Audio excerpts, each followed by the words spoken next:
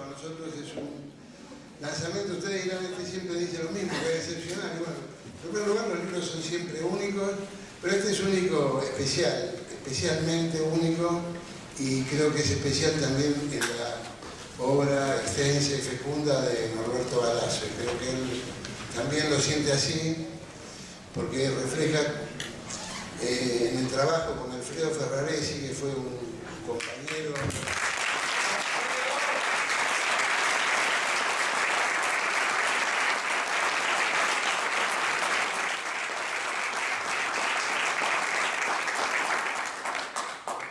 Creo que para Norberto Ferraresi era como un modelo de dirigente sindical, y tal vez no se hubiera atrevido a hacer solo una historia sin tener ese apoyo. En realidad el iniciador fue Ferraresi, él fue el que le dijo: Norberto, metámosle juntos. Así que este libro es especial por eso, porque está escrito por dos personas a lo largo de un trabajo de una fecunda vida militante, con las interrupciones. Pero gran parte de esto está publicado en El Trabajador de Farmacia, que es la revista de un gremio realmente único, ¿no? Que, bueno, lo recordamos desde nuestra juventud, en todas las luchas, desde la Secretaría de los Argentinos para acá, es lo que uno recuerda, pero su lucha empieza bastante antes, ¿no? Digamos, claramente desde la caída del gobierno peronista en el 55. Así que bueno, para compartir esto, hoy tenemos a Vanessa Siley, que es la secretaria general.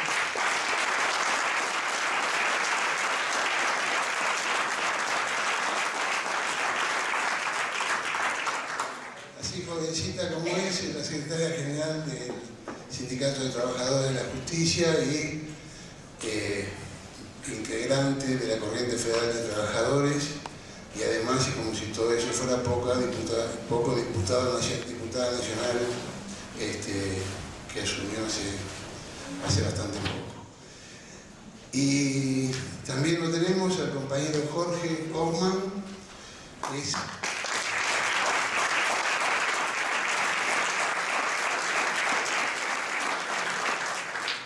el secretario general adjunto de la Central de los Trabajadores Argentinos y secretario general de ATE de la provincia de Santa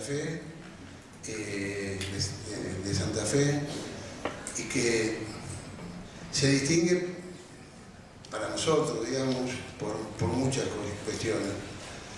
Primero por su lucha inclaudicable de muchos años, siempre con un bajo perfil, al que los compañeros creo que le han dicho: bueno, ahora creo que lo deben haber traído para que sea secretario adjunto, pero además porque su sindicato de base es especialmente considerado con todo lo que sea la política cultural, y se toma como una cosa fundamental de su accionar político. Eso es absolutamente distintivo en el sindicalismo nacional. O sea, lo que hace ATE de Santa Fe, me animaría a decir que no lo hace ningún gremio en el país en relación a la formación cultural, a la formación de los militantes, a la edición de libros, a la edición de videos, etcétera, etcétera, etcétera. Así que él tiene, con todo derecho, es uno de los presentadores. Y bueno, y el maestro, que lo conocemos todos, pero acá está, como siempre, vital, corrigiendo hasta el último momento el libro, aportando cosas, aportando fotografías, estando pendiente. Debe ser el único autor de la talla de él que se preocupa porque el último compañero entre, entonces pide hacer una cita adelante, y él tiene las entradas para algunos que no pudieron descargar por la computadora. O sea, como se dice en el fútbol, el jugador de toda la cancha, ¿no? Así que bueno, los dejo con ellos, les agradezco a todos, y después agradezco la presencia de todos, pero tengo que señalar algunas presencias muy destacadas, como Monona, que fue durante muchos años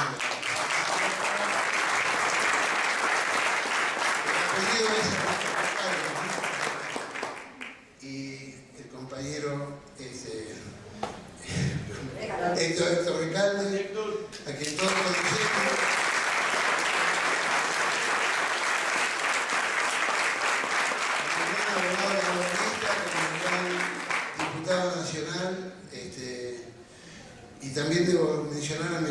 compañero Carlos Girotti, secretario nacional de prensa. Bueno, lo dejo con Vanessa entonces. Bueno, muchas gracias, compañero. Buenas tardes a todos y a todas. La verdad que lo primero que quiero hacer es agradecerle a Norberto, porque para mí es un orgullo presentar este libro, una sorpresa y bueno, un gran honor presentar un libro de Norberto Galazo, que a mucha de mi generación nos empezamos a formar con sus libros y sus charlas en la historia argentina, en el revisionismo argentino, y fue a través de él que conocimos a los grandes autores de la historia nacional y popular de la Argentina. Y incluso yo recuerdo, eran esos libritos chiquitos blanco y negro que deben seguir estando, pero yo en mi biblioteca los tengo a todos, que cuentan la historia completa desde los trabajadores. Yo pensaba en este título, ¿no?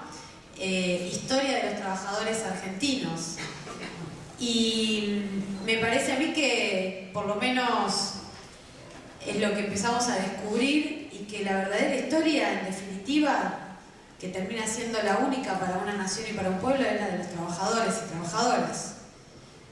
Cuando pasan movimientos como por ejemplo lo que vivimos en esta última semana, ¿no? Que fue esa devaluación y toda esa crisis financiera, y que a veces parece ser que esas cuestiones de la macroeconomía están lejísimos de la historia cotidiana de los trabajadores y trabajadoras. Sin embargo, después vamos al supermercado, nos damos cuenta de los resultados de esas políticas. Después nos miramos con el vecino, y cuando empieza la desconfianza entre nosotros y nosotras nos damos cuenta de los resultados de esa política. Después, cuando aumenta la criminalidad porque no hay para comer, nos damos cuenta de los resultados de esa política. Después, cuando las familias incluso se empiezan a separar, a desgranar, y ahí nos damos cuenta de los resultados de esas políticas, porque la verdadera historia pasa por los hogares trabajadores. Y la verdadera historia, cuando puede ser transcripta en un libro, cuando puede ser contada, incluso para que sea leída y formación de otros tantos trabajadores y trabajadoras, me parece un salto de calidad muy necesario para, no solamente para saber lo que pasó, sino para el futuro político de un país. En definitiva, eso lo decía Jauretche, ¿no? Que la política del pasado es la historia del presente, y la política del presente será la historia del futuro.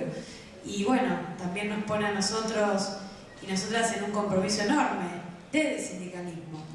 Otro de los autores es Alfredo Ferraresi, con quien que conocí gracias a ser una militante, paradojalmente a ser una militante universitaria, porque me habían mandado a hacer una excursión militante ahí a la Facultad de Farmacia y Bioquímica, y yo ya era delegada, era trabajadora judicial y abogada, no tenía nada que ver con farmacia y bioquímica, pero siempre fui, digamos, una militante de base, así que hacía lo que había que hacer.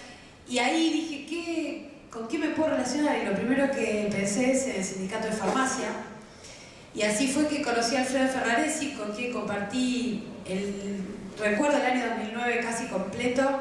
Todas las semanas iba a charlar con él a su oficina, ahí en el sindicato de la calle Rincón, y me formó como militante sindical. Me acuerdo sus anécdotas y sus historias. Aparte de fumar cigarrillo, yo también, entonces como que, bueno, eran unas tardes de café muy interesantes, y me regalaba libros, y me contó la historia del sindicalismo de liberación, y lo que significó el MTA en los años 90, del cual él fue y toda su organización sindical protagonista. Así que en primera persona doy fe que Alfredo fue uno de los dirigentes sindicales más importantes que tuvo nuestro país, porque comprendió lo que les decía antes, que la historia de los trabajadores y trabajadoras, la historia termina siendo la historia de un país. y termina siendo la historia latinoamericana también en nuestra región.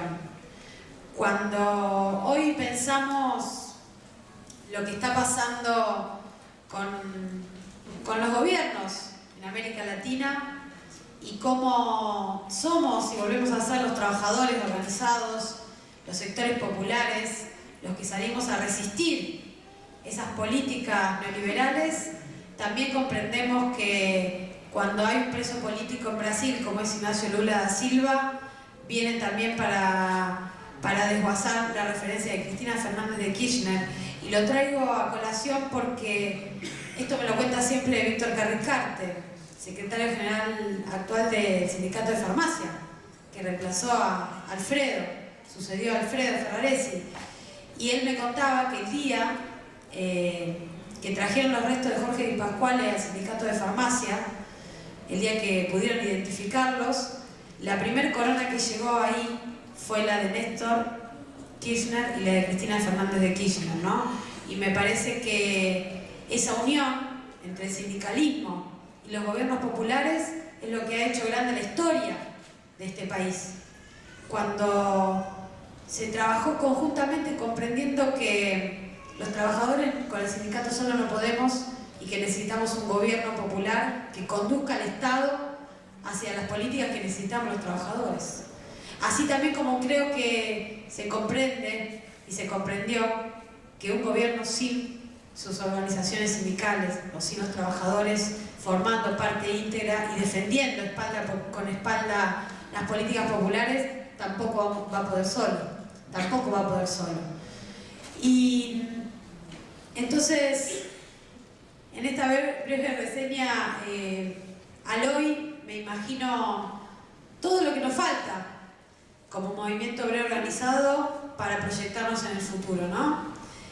Todo lo que nos falta y los problemas que tenemos, muchas veces de unidad, muchas veces de fragmentación, de divisiones, pero que en definitiva las soluciones vienen por abajo.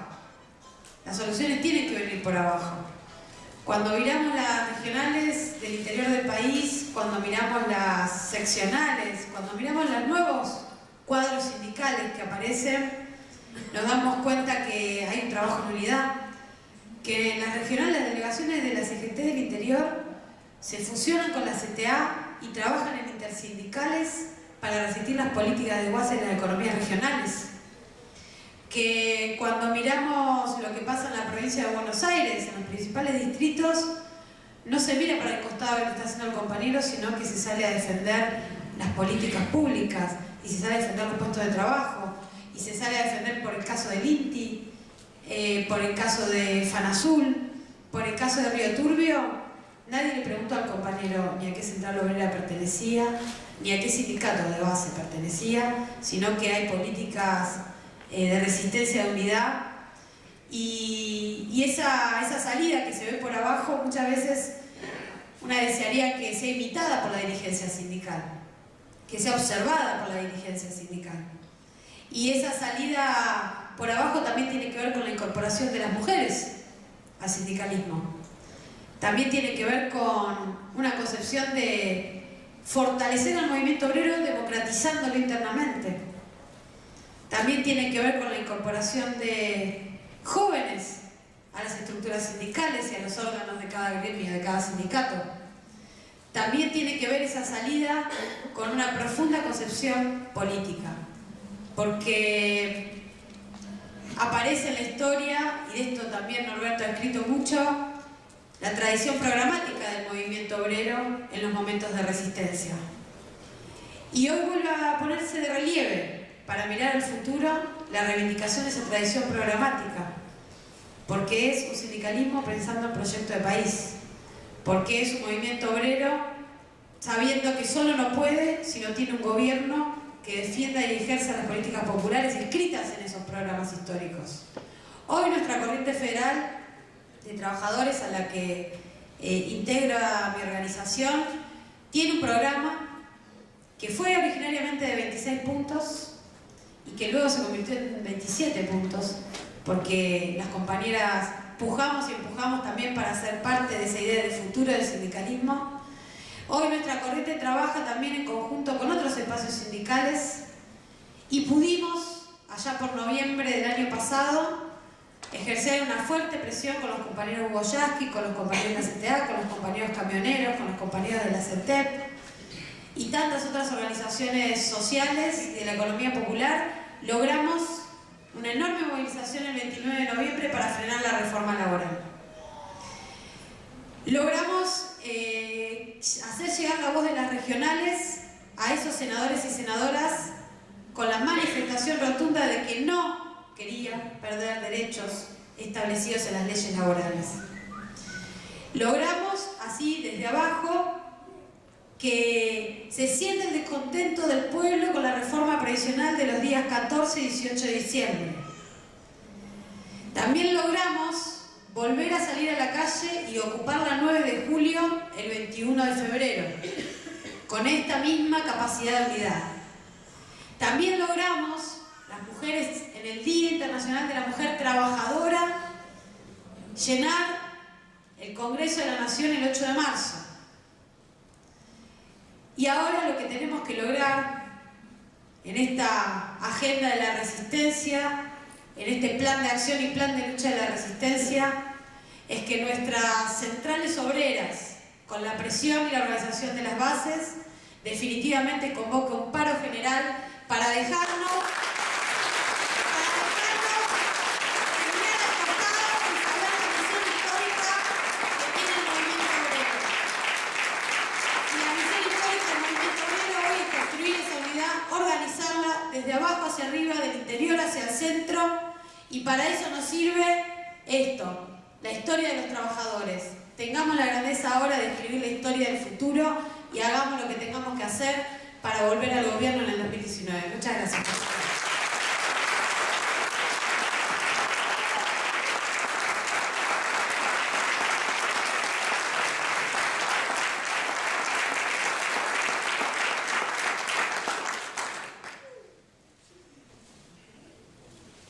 Bueno, sin duda que con Vanessa compartimos el mismo ideario político, tenemos la misma formación ideológica, así que no podría hacerle ninguna crítica a su exposición.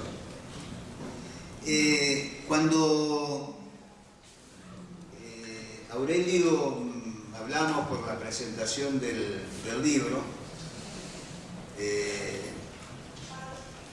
y alcancé, en ese momento había leído el primer tomo y un poquito más, le dije que la impresión que me causaba era repasar mi propia vida, porque además los militantes en general tenemos una fecha de nacimiento como en nuestra constitución, en la constitución de nuestra subjetividad, de nuestra memoria, que precede a la fecha de nuestro nacimiento.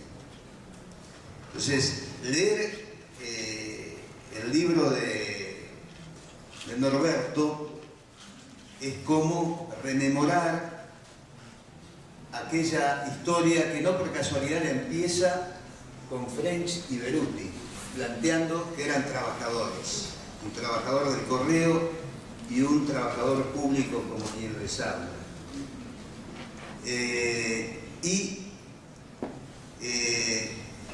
Rememorando aquellos años que ya cercanos a medio siglo, donde recibíamos los cursos de capacitación y se nos hacían familiares aquellas siglas como la FORA, como la UGT, como aquellas centrales en los albores del movimiento obrero a principios de siglo. Eso que vaya a saber en dónde lo habremos leído, de dónde lo habremos aprendido, cita el maestro Avellini, un historiador, un compañero de arte de la década del 50, que escribió una breve historia del movimiento obrero, pero con el desarrollo de la lectura no hay ninguna duda que este es el libro más completo que se haya escrito en la Argentina sobre la historia de los trabajadores, sobre la historia del movimiento obrero. Porque además creo que, no sé si en las primeras líneas, pero en las primeras páginas hace alusión a French y Beruti como trabajadores. Es decir, arranca desde los albores mismos de nuestra patria. Y es un libro, como de alguna manera dijo Vanessa, para seguir escribiéndolo mañana, porque hasta hoy prácticamente está reseñada toda la historia. Pero además, el maestro tiene una gran virtud. La historia no es una serie sucesiva de hechos, acontecimientos ordenados cronológicamente, sino que la historia se la interpreta a través de los intereses manifiestos a veces de quien la escribe, con el marco ideológico, con el momento en el que se lo escribe. Y Galasso siempre aclara desde qué lugar él escribe e interpreta la historia, que por supuesto es la antítesis de la visión mitrista, de la visión oligárquica, de la visión liberal conservadora. Pero aún en el desarrollo de las distintas vertientes de la historia se identifica con recurrencia a una visión federal, reivindicando lo que fueron los caudillos federales en su lucha contra precisamente la patria oligárquica, la destrucción del sueño latinoamericano que se expresa en la Guerra del Paraguay, una historia federal latinoamericana, porque se enlaza con ese sueño que estuvimos muy cerca, pero al cual no renunciamos, de la unidad de la patria latinoamericana, desde Artigas, O'Higgins, San Martín, Bolívar, hasta Cristina, Néstor, Chávez, Lula, Evo. Y también con una formación, con una impronta que le da una centralidad muy grande al mundo del trabajo y de los trabajadores. Pero a diferencia de la izquierda clásica, la izquierda tradicional, la izquierda liberal, es ese pensamiento de izquierda que dio lugar, que de alguna manera fue terminado de parir el 17 de octubre del 45. Ese acto de amor, de encantamiento de los trabajadores argentinos con un proyecto nacional, con una historia que los identificaba no solo con las tradiciones históricas propias de la Argentina, sino con su propia historia como trabajadores, muchos de ellos inmigrantes y muchos de ellos desde la perspectiva de izquierda abonaron a la construcción del movimiento nacional peronista. Ahora bien, después de rememorar aquellas épocas jóvenes, o aquellos cursos que dictábamos de los albores del movimiento obrero, Norberto se mete de lleno a lo que hoy hay muy poco escrito, que es la historia del movimiento obrero, que entra en una nueva fase después de la revolución o de la dictadura que se instaura en el 55. Esas vivencias que nosotros teníamos a los 20 años, de personajes que aún vivían, pero que nos habían precedido en la militancia, como Andrés Framini, Sebastián Borro, Avelino Fernández, para citar a los mejores y no citar a los peores. Porque también después del 55 emerge un sindicalismo que poco le tiene que envidiar al sindicalismo entreguista que hoy tiene, o parte de ese sindicalismo que hoy insiste en concertar y en convalidar las políticas neoliberales. Y yo me acuerdo que a los 20, 21 años nomás, lo vine a ver a Alfredo Ferrarese para invitarlo a un acto de una actividad estudiantil en Santa Fe. Fueron esas casi medio siglo, pero esos acontecimientos que a uno le quedan grabados en la memoria para siempre.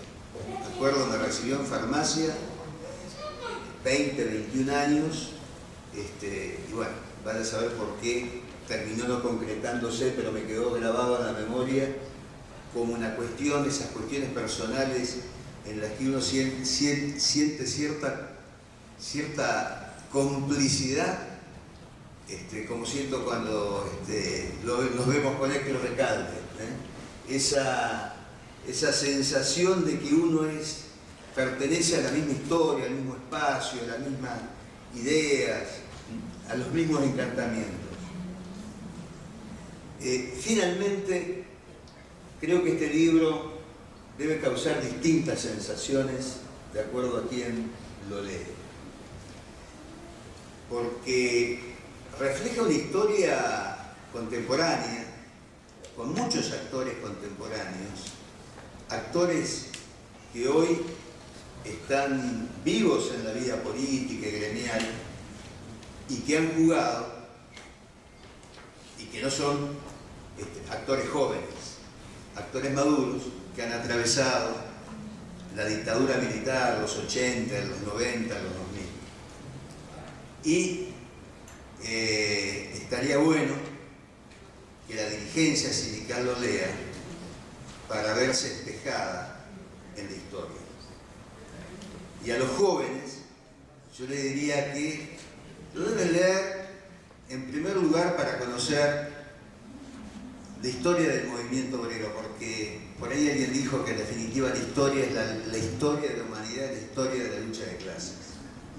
Este libro es un libro de historia, no es solo un libro de la historia del movimiento obrero, es un libro de historia escrito por dos intelectuales, dos militantes con una determinada visión ideológica y de la que no trampean. Y digo, para los jóvenes, para entender la génesis, el desarrollo, los encuentros y los desencuentros del movimiento obrero, como una manera de aprender a no repetir los errores, pero también a los jóvenes líderes para advertirles de que hay intelectuales, que hay historiadores que lo pueden incluir o lo pueden reflejar en el futuro, en sus grandes aciertos, pero también en sus grandes traiciones.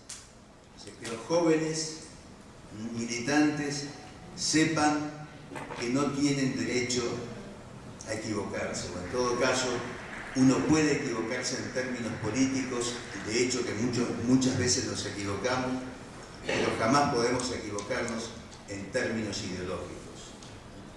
Y creo que esa es una enseñanza fundamental para los jóvenes militantes gremiales. Perón decía, todos tienen el bastón de mariscal en la mochila. Todo joven militante puede convertirse en el devenir en un líder sindical, en un líder político, pero tiene que ser consciente de que lo que está haciendo, lo está haciendo en función de la sociedad, de la construcción colectiva, y por lo tanto se tiene que someter al veredicto o tiene que hacerse cargo de sus acciones y estar dispuesto a someterse al veredicto de quienes escriben la historia reflejando aquellos momentos en que precisamente se producen los acontecimientos de mayor trascendencia. Por eso creo que es un aporte invalorable que hace Garazo.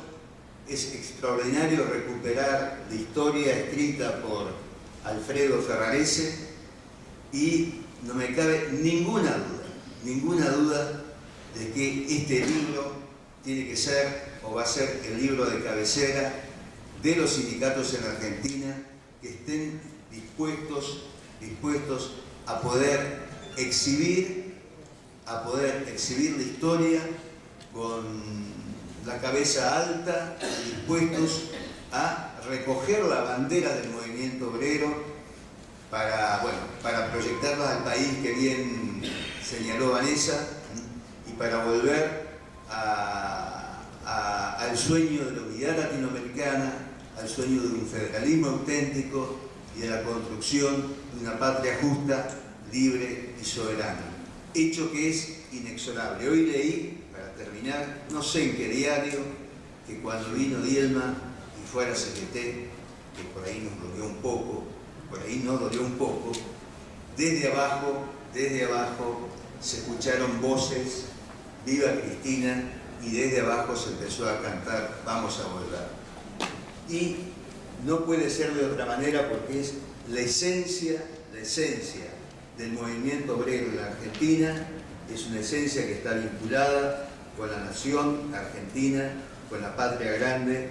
Por eso el libro de Garazo nos va a servir sin ninguna duda para potenciar la formación de nuestros cuadros. Muchísimas gracias.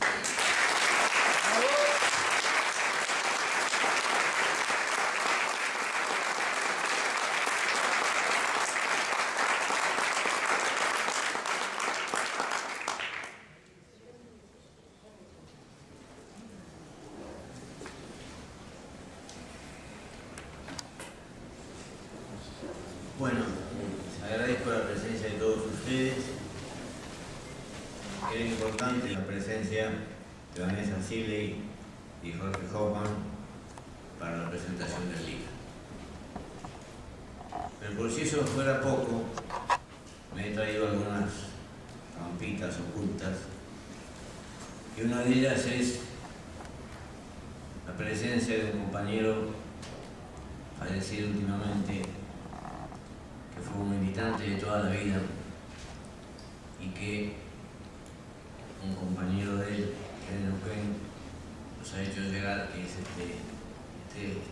estos folletos que se publicaron en el año 73, en ese periodo del camporismo, que se llamó El Negro Coria.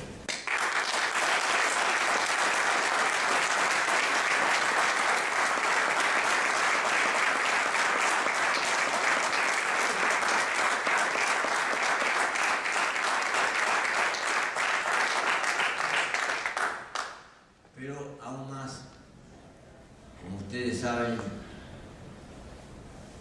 la totalidad de los que están presentes, no hay ajuste sin represión. A mí se me ha ocurrido fortalecer un poco este acto. Me traje 2 guardaespaldas. La primera es la compañera Mona Calzanelo, que le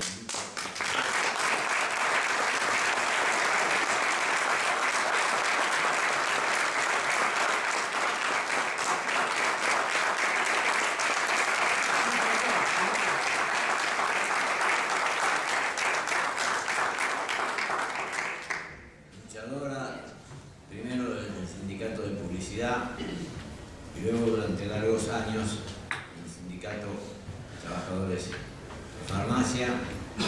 No ha dejado un momento de estar presente en todos los grandes acontecimientos que llevó a cabo la clase trabajadora argentina. Y quisiera que ella se sumase a esto.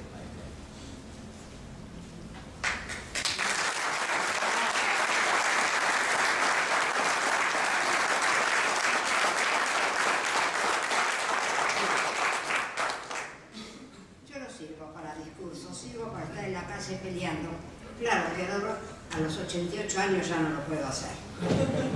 Pero bueno, vamos a recordar los tiempos con Alfredo, con Jorge, con Raimundo, con muchos más compañeros. Luchábamos en las calles de Córdoba, de Rosario, de la capital del Gran Buenos Aires, y donde ni las balas ni los caballos nos amedrentaban. Eso era Alfredo, un gran luchador, que le ponía el cuerpo a las luchas y estaba en todas las luchas en la calle.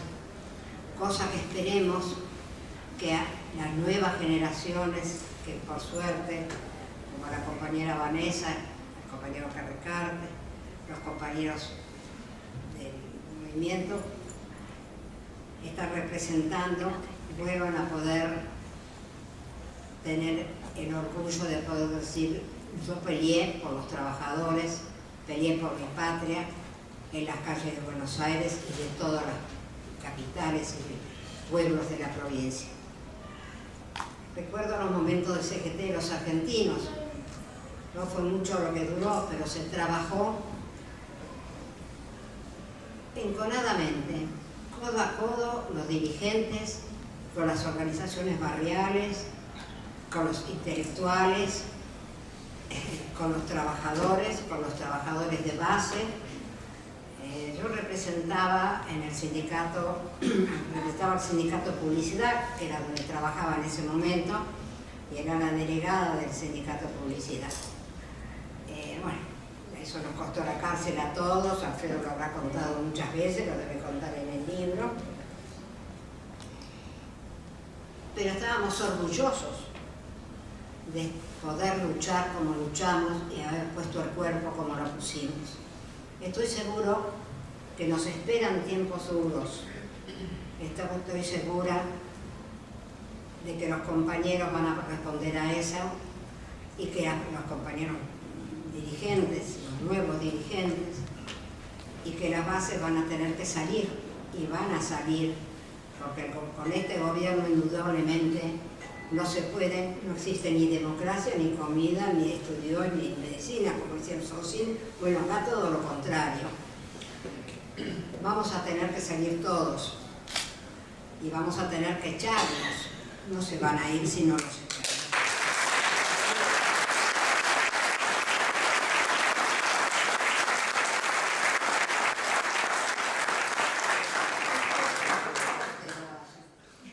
Espero que los podamos juzgar por todo el daño que le han hecho a los argentinos, a la patria y a todo el pueblo en general.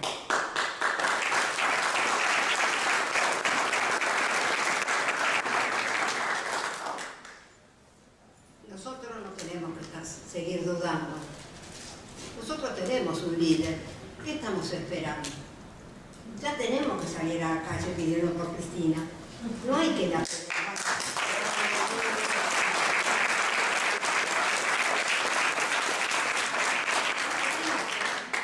Enredarnos en las componendas de escritorio, de... Cristina no es de la izquierda liberal, como dijo el compañero de la mesa. ¿Cómo? Y felizmente Cristina no es de la izquierda liberal. ¿No es cierto? Si puede ampliar el concepto de izquierda liberal, ya está aclarado el panorama. Bueno, creo que me excedí un poco, me fui más allá de lo que la figura de Alfredo. Para mí fue el gran amigo de mi vida. Hemos compartido juntos desde los años 60 las grandes luchas. He trabajado junto a él durante 15 años en el sindicato de farmacia, donde me enorgulleció estar junto a una persona tan esclarecida en cuanto a los conceptos del movimiento obrero y de las luchas que el movimiento tiene que encarar y dónde debe estar parado el movimiento obrero. Compañeros, les agradezco mucho, agradezco acá a Galazo que tiene mucha...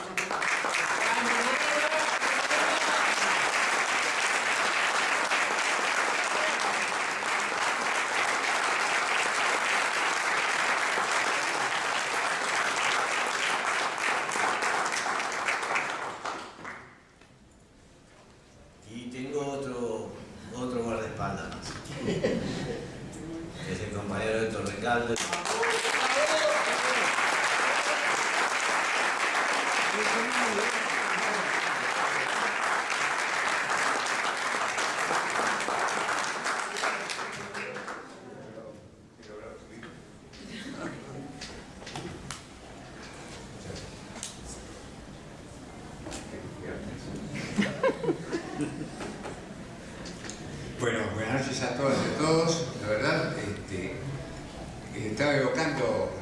algunos episodios de la historia, también escritas por Alfredo y por Norberto en este libro, que todavía no lo leí, pero estuve viendo algunas cosas y realmente lo que estaba buscando es a ver si dentro de poco tiempo Norberto puede ampliar la historia del movimiento obrero con la reacción que hay contra este gobierno, buscando afianzar los principios de justicia social que por algunos están abandonados.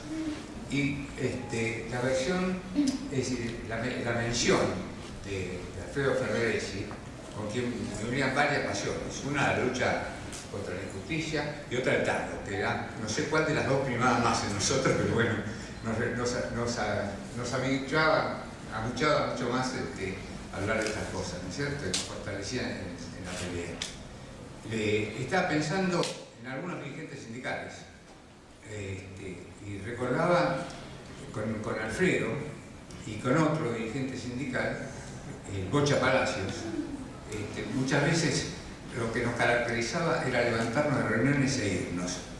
Pudimos a reuniones con otros dirigentes sindicales, con compañeros buscando un proceso de unidad, y cuando veíamos como el derrotero que llevaba la derrota, nos levantamos y nos íbamos, no había solución. Y me parece que la lectura de este libro lo que puede ayudar es para levantar a quienes realmente representaron los intereses y los derechos de los trabajadores. Y este es un momento crucial. Este es un momento donde vemos que este modelo, este plan de negocio encarnado por Macri va a caer. Y el tropezón fundamental lo dio con la reforma previsional. Y ahí viene la caída. Después de la reforma previsional, el tarifazo, la reforma electoral y ahora la devaluación con el aumento del costo de vida que va a significar. Entonces hay que ayudarlo. Hay que ayudarlo en la caída. Yo le decía a Norberto hoy que me da la sensación de que Macri es como esa persona que tropieza y está cayendo, al final cae. Yo, para aclararlo y que no haya malas interpretaciones, quiero que caiga el 10 de diciembre del 2019. Y mientras tanto,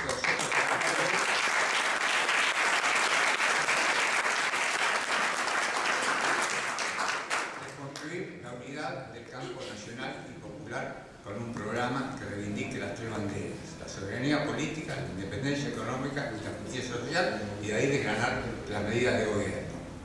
Y mi lectura es que recién en el 2019 hablamos de candidaturas. Todos sabemos lo que queremos. Yo no voy a decir que quiero que sea Cristina Fernández de Kirchner porque no creo que sea propio. Si estoy diciendo que tiene que ser 2019, así que no lo voy a decir ahora. Pero creo que ese es el sendero que nos tiene que unificar en el camino. Y la verdad, me encantaría hablar de la reforma laboral y del blanqueo, pero no lo voy a hacer.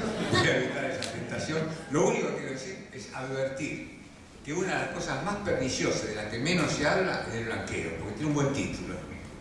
Pero hay que desentrañar el contenido de la reforma para ver lo perverso que es este sistema de blanqueo que está promoviendo este proyecto de Macri. Así que bueno, gracias por la invitación, gracias por estar acá. Estoy realmente muy contento de participar en esto y ser el pelleto de Norberto. Es un galardón que no esperaba. Gracias.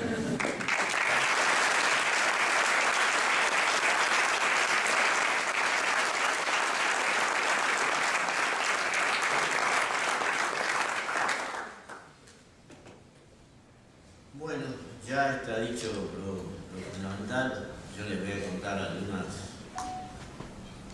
cosas de cómo surgió este libro y algunas cosas fundamentales brevemente, porque tampoco tenemos mucho tiempo. Un día yo lo visitaba a Alfredo habitualmente, a veces para llevarle nuestros periódicos, porque nosotros sacábamos periódicos que, como se trata en estos casos de vida azarosa, que vivían poco tiempo y después cambiaban de nombre porque no alcanzaba la financiación.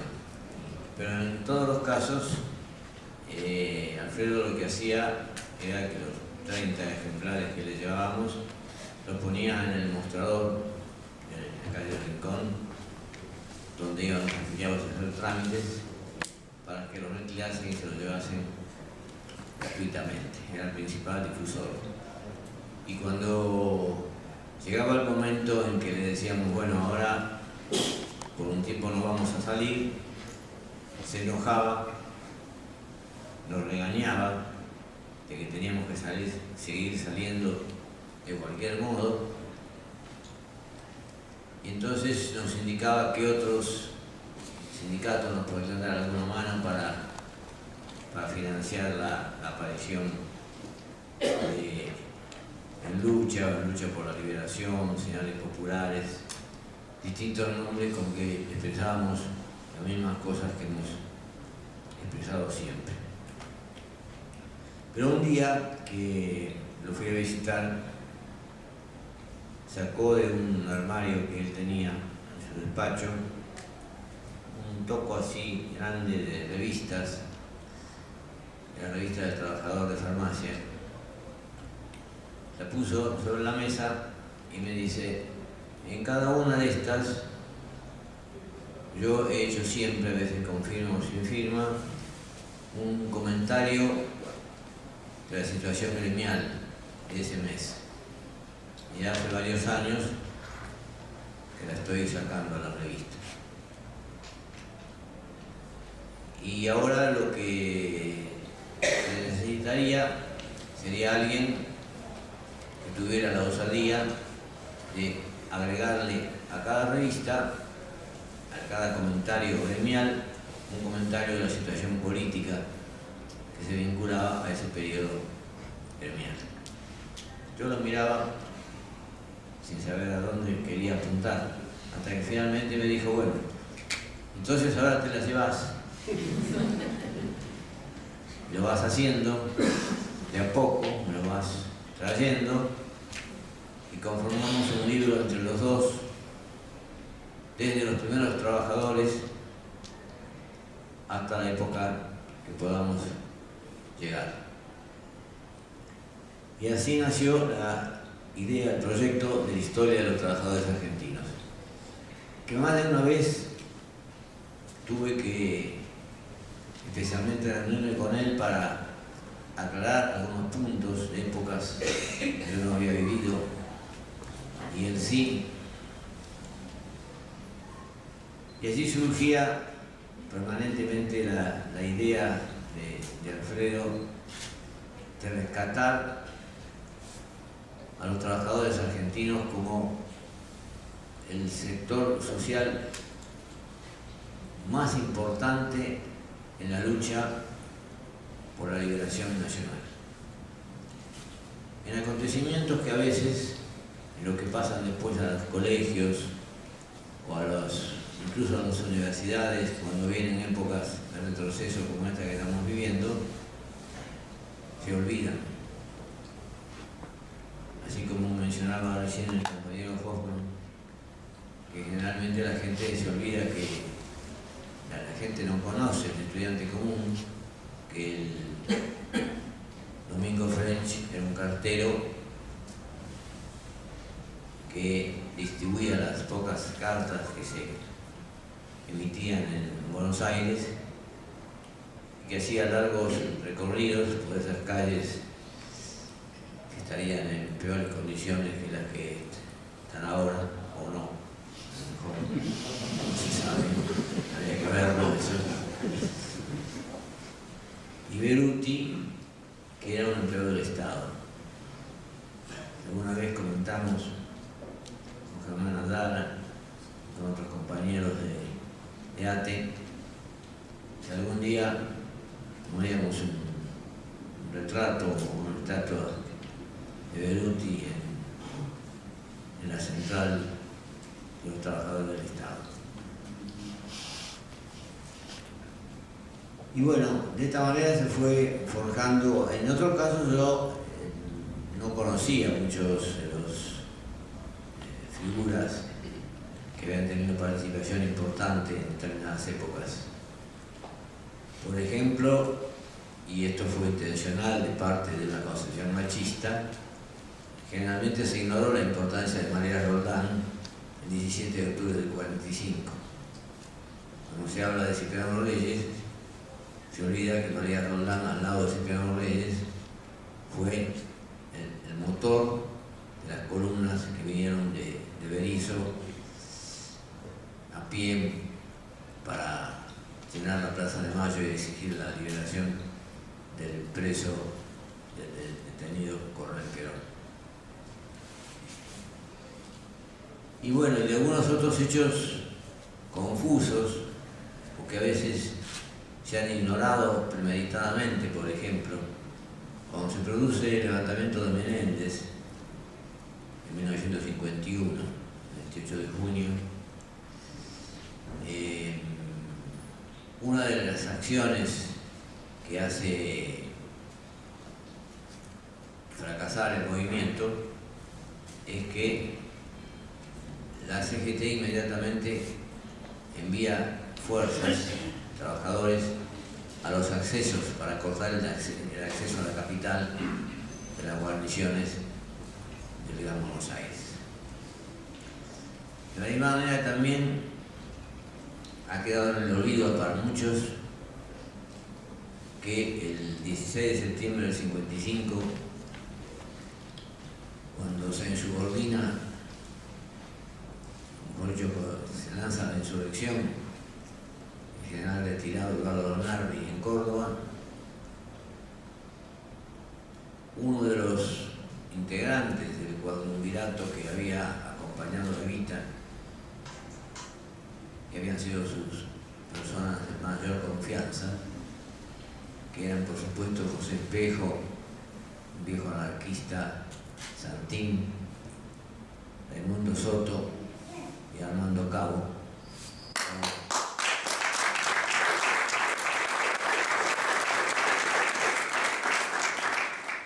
El padre del compañero Dardo Cabo, el director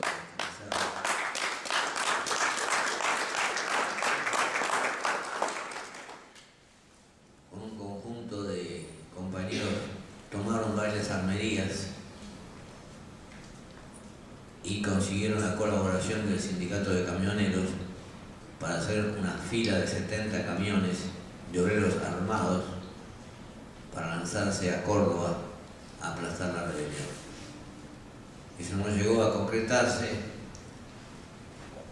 porque el general Perón temía que se produjese una guerra civil y les dio autorización a un grupo de generales para que negociasen alguna salida, que no fuera una guerra civil, por supuesto.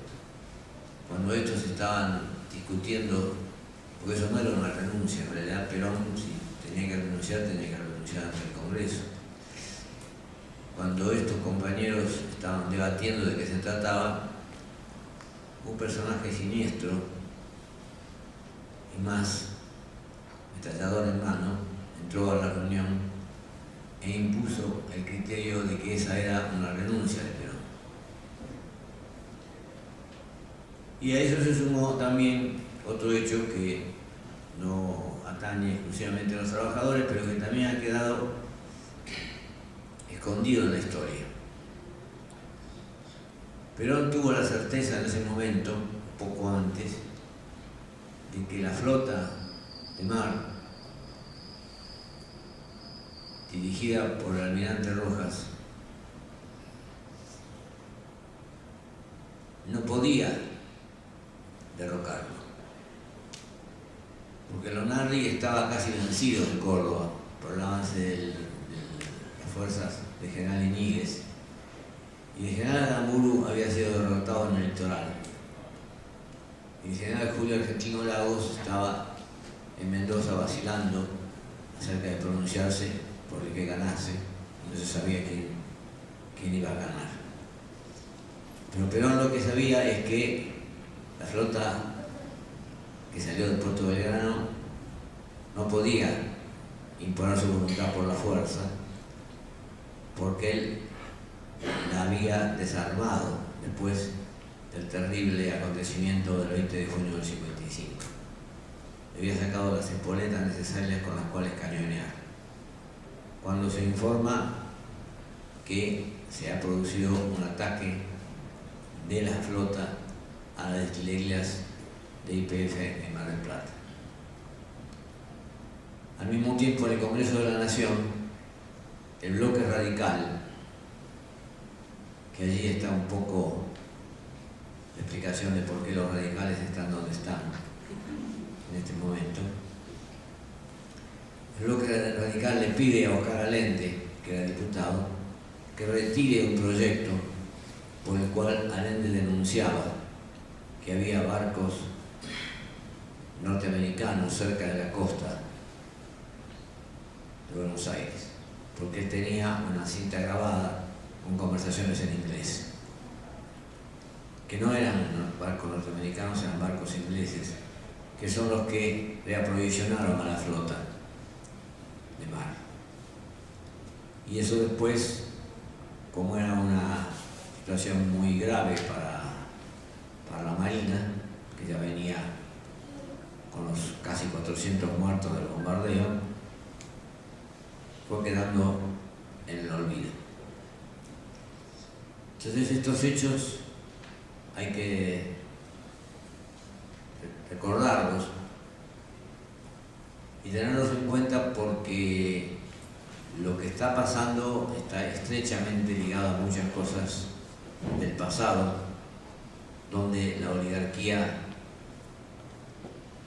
enganchada con los intereses imperiales, la vieja oligarquía agropecuaria, la de los Anchorena, la de los Ayerza, de los Alza, pero también está este fenómeno de una burguesía transnacionalizada, que es el caso de los Macri, de los Bulgeroni y de los Pérez Compán, de todo lo que surge un poco del proceso de industrialización que comienza en el 35, 38, 40, donde junto con la industrialización va surgiendo la clase trabajadora, y que finalmente, con la dictadura que encabezaba Videla y con el asesoramiento de Martín de Dios, son los que se transnacionalizan y forman los mayores de los cuales están ocupando directamente el gobierno.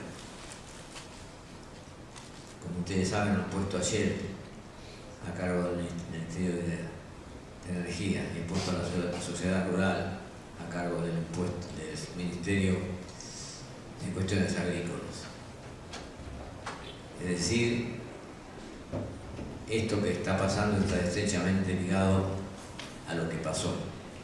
Pero también lo que pasó fue otro hecho que también a veces los jóvenes no conocen, no se les ha explicado debidamente, cuando la clase trabajadora se autoconvocó el 27 de junio del 75 para rechazar la disminución de los salarios, es decir, la negativa del gobierno de Isabel a legitimar lo que habían establecido los convenios. Hasta que después Lorenzo Miguel y Casildo Herrera, que estaban fuera del país, tuvieron que venir y encabezar las huelgas de los primeros días de julio del 75, que son las que terminaron finalmente con López Rega, aunque en ese caso también, para la enseñanza de todos aquellos que estamos junto a los trabajadores, se evidenció allí la falencia de la dirección política. El mismo Taccone lo reconoce en alguno de sus conversaciones, libros de conversaciones, diciendo que estábamos nosotros solos sosteniendo al gobierno. Y se nos ocurrió llamar a Cafiero para ministro de Economía.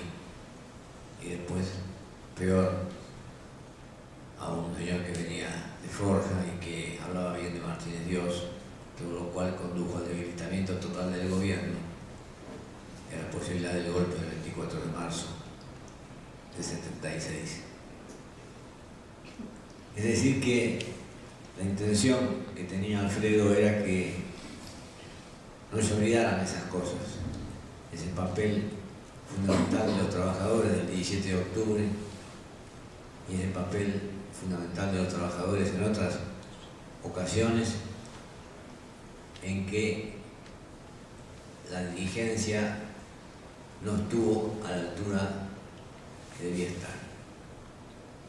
Hoy se percibe un malestar tremendo por abajo. conversando en los barrios, se observa la bronca, la indignación. La indignación de lo que estuvimos siempre en el campo nacional y pareciera que nos burlan con la hipocresía, con la mentira desembosada de decir que está bajando la pobreza, o como dijo Macri, que se está produciendo un crecimiento pero que es invisible, cosa realmente parece que se burlaran de la gente. Y además también de aquellos que no lo dicen públicamente pero se dan cuenta que les mintieron totalmente, los engañaron, los grandes diarios, Manieto y los demás, los grandes periodistas como La Nata y otros que dieron vuelta para ponerse en contra de los intereses populares y que se han dado cuenta ahora que no pueden pagar las tarifas. Entonces por lo bajo, incluso creo que por lo bajo repiten el HIC del verano que se lanzó en la cancha de San Lorenzo, otra vez llevando agua para mi molino. Creo que comprenden que han escupido al cielo y están recibiendo ahora las consecuencias. De ahí que, bueno, me pareciera a mí que era muy interesante el planteo de Alfredo, aunque era bastante difícil.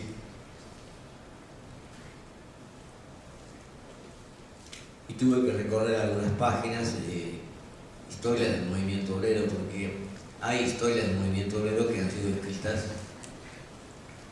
por sectores que lo han hecho claramente de manera tendenciosa, ¿no? Hay 6 tomos de Sebastián Narota, que es la visión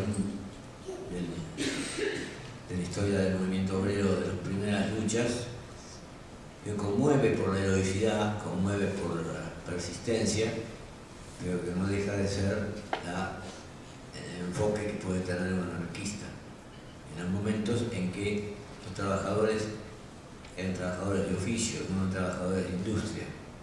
Entonces generalmente eran propietarios de los medios de producción, como todavía aparece un electricista con su valijita, que es un individualista total, un plomero, un cloaquista, y no un obrero de la concentración, por ejemplo, que yo percibía de cerca en Volcán, que es una empresa que estaba cerca de mi casa, y en la cual surgió una de las figuras más importantes del movimiento obrero, que fue Abelino Fernández, con el cual nos juntábamos en un café y él me explicaba la lucha que quería hacer para desplazarlo a Lorenzo Miguel, porque cuando muere Bandor, la figura más importante era Abelino, pero el gobierno de Onganía negocia para que Lorenzo Miguel vaya al cargo de secretario de la Unión Obrera Metalúrgica.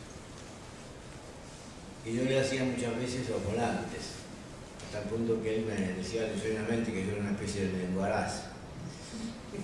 Pero ahí, en ese café de Avenida Castañares y Centenera, pasaron figuras o tomé contacto yo con personajes extraordinarios como Sebastián Borro.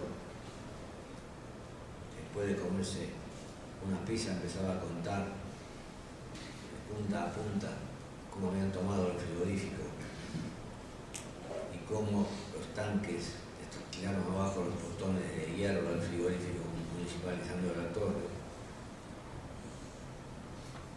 O Fermín Chávez, que venía también a participar de esas reuniones, o ese gran médico que fue Floral Ferrara, que venía ya hablando en aquellos tiempos de la necesidad de aplicar los genéricos y aplicar un concepto social a la medicina. Y bueno, y todo eso, y algunos recuerdos de Germán Aldara ya enfermo, en una de sus últimas conferencias que asistí, cuando lo fui a felicitar por lo que había expuesto, me dijo, hay mucho por hablar, hay mucho por discutir, pero yo me pregunto hasta qué punto es posible vigorizar la fuerza de la clase trabajadora y no poner como punto sustancial la comunidad organizada, porque yo no estoy dispuesto a hacer ninguna comunidad organizada con Pérez Compán, ni con Macri, ni con ninguno de estos delincuentes. Estos delincuentes están hoy en el gobierno y lo único que les interesa son negocios, especulación y giro de divisas al exterior. Al exterior, en empresas offshore, donde hay lavado de dinero negro, donde hay dinero que no ha pagado impuestos, donde hay productos negociados y que están en las empresas offshore no por casualidad, sino porque a algunos de ellos se les ha ocurrido que puede ser que un día, esperemos que no tarde demasiado, el pueblo argentino se le ocurra tomar el poder y expropiarle a las empresas y terminar con esta oligarquía nefasta.